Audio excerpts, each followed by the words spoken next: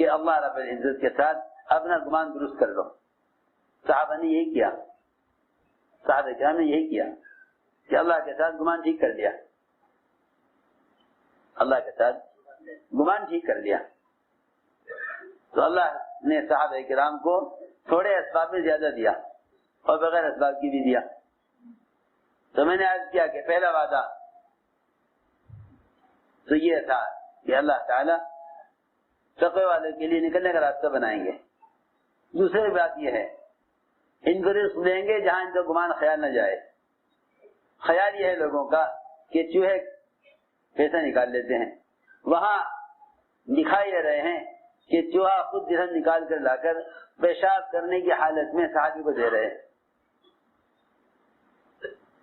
نماز پڑھنے کی حالت میں نہیں بلکہ پیشاب کرنے کی حالت میں. سنو، اللہ کے یہاں دنیا اتنی کمینی ہے اور اللہ کے یہاں دنیا اتنی بے حیثیت ہے کہ تم پیشاب کر رہے ہوں گے، ہم تمہیں دنیا دے دیں گے،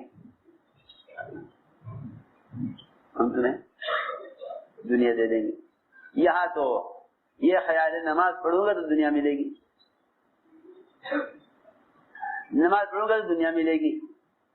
جب حاجت آئی تو حاجت نماز کی طرف لائی، جب حاجت آئی تو حاجت نماز کی طرف لائی.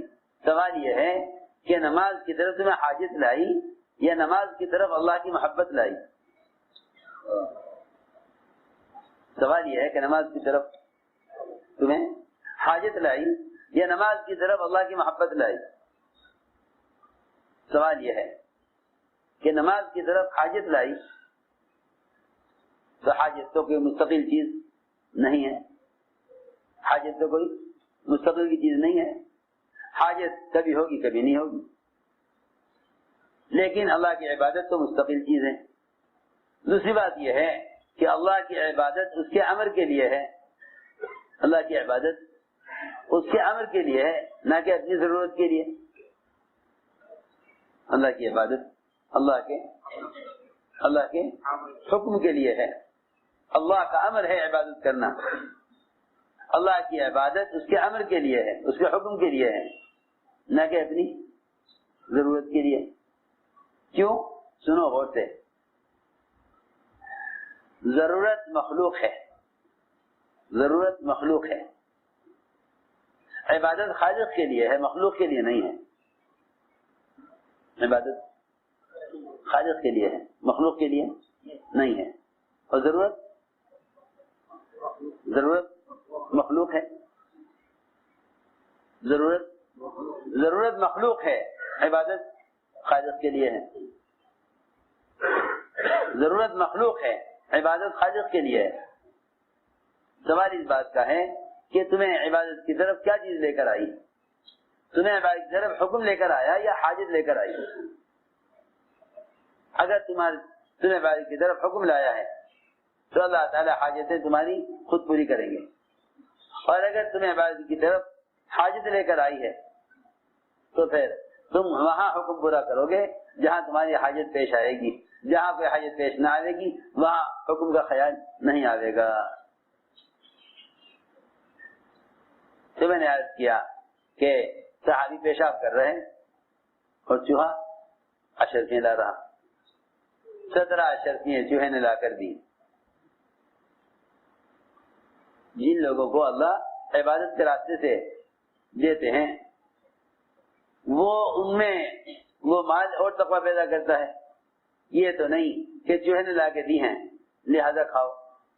سارے پیسے لے کے پہنچے آپ کے پاس.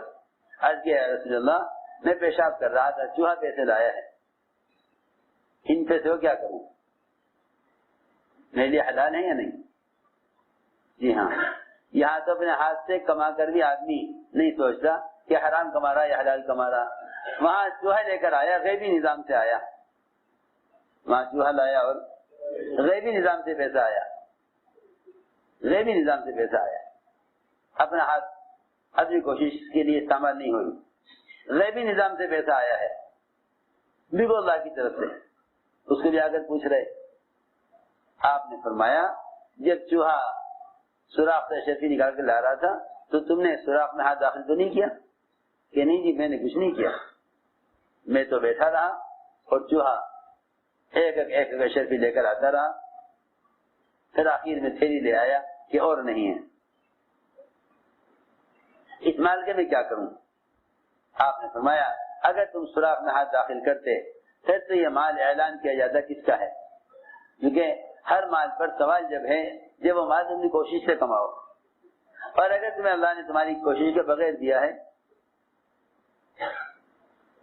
وہ اللہ کی طرف سے رزق ہے۔ فرمایا ہاں یہ رزق اللہ کی طرف سے ہے، تم کھاؤ اور کھلاؤ، اور اگر تم ہاتھ لگاتے یا اس سوراخ میں سے خود نکالتے تو پھر اعلان ہوتا کہ یہ مال کس کا ہے۔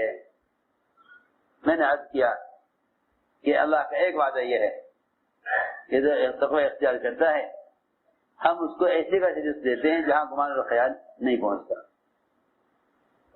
ایک وعدہ یہ ہے کہ جو آدمی تقوی اختیار کر لیتا ہے، جو آدمی تقوی اختیار کرتا ہے ہم اس کو اسباب میں زیادہ دیتے ہیں، اسباب میں زیادہ دیتے ہیں۔ ایسے بھی صحابہ تھے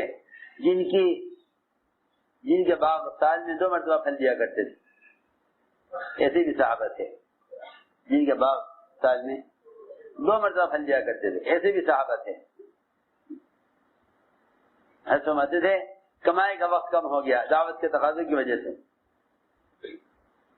اسباب کم ہو گئے اور خرچہ بڑھ گیا، خرچہ بڑھ گیا اور کمائی کے اسباب کم ہو گئے اور کمائی کا وقت بھی خروج کی وجہ سے کم ہو گیا۔ لیکن اللہ رب العزت نے ان کے کم اسباب میں زیادہ آمدنی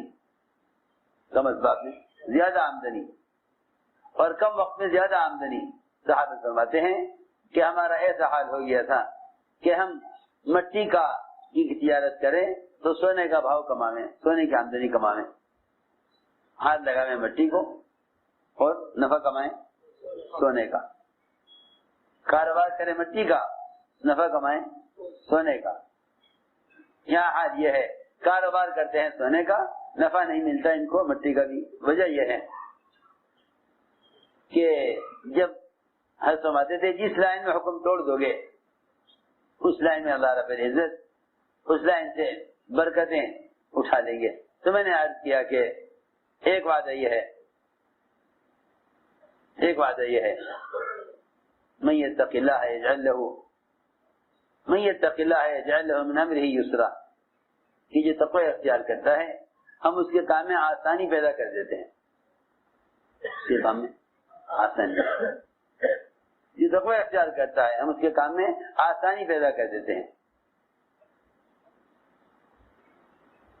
تقوی اختیار کرتا ہے ہم اس کے کام میں آسانی پیدا کر دیتے ہیں۔ من یتق اللہ یجعل له من امرہ یسرا،